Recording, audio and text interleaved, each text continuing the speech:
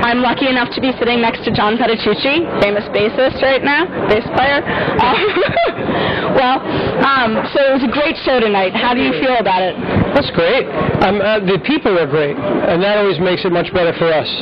There was a lot of energy from the people, and right from the first tune, when you feel the audience is connected to you already, then you can sort of open up and really do things. And they were really, especially for an outside concert, it felt more intimate than it can. Sometimes you feel like you kind of have to just kind of blast out on these kind of gigs, but we were able to play some ballads and other kind of things that were more sensitive, and they still were really with us. So that's when it's really fun. Yeah, it was great to listen to you. Thank you. Now, from a very early age, you were mentioned as one of the top bass players, but you started out in fusion. So how did you make that transition to acoustic? Actually, I didn't. That's just the first really worldwide gig I had, you see. I've been playing jazz since I was a kid. I've been playing electric bass, and first, when I was 10, I got that. But by the time I was 15, I had an acoustic bass, and I was already playing a lot of jazz. Even before I got one, I was playing a lot of jazz. It just took me a while to grow into being able to hold one. So I've been playing all along a lot of styles.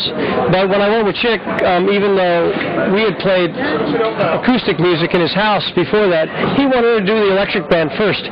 So we did that, and that's why some people thought I was a fusion guy first. But actually, I had been playing even classical music even before that.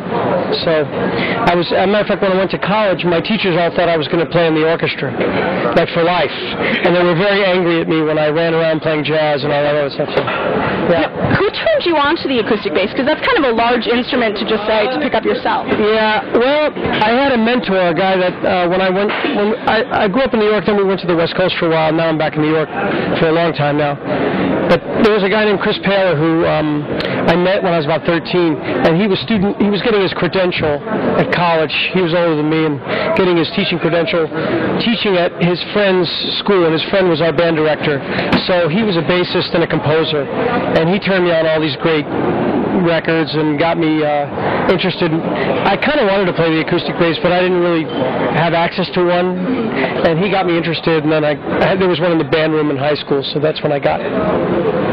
But that's how I got into it. I really wanted to play it because I heard records since I was 8. I heard jazz records, so it just took a while. I was short too. It took me a while to grow into the instrument. But nowadays they have little ones for kids, really cool, like really tiny basses. So there's little kids just ripping around on basses. How neat! Do your daughters play?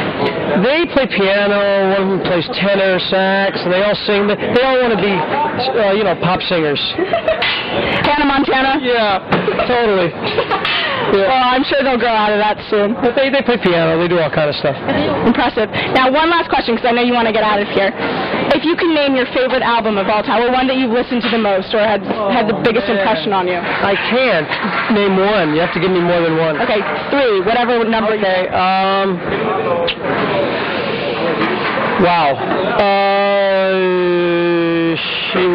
Donny Hathaway Live is one for like soulful stuff. I have to say, I have a million Coltrane records that infected me the most, I think. But if I had to pick one, I don't know.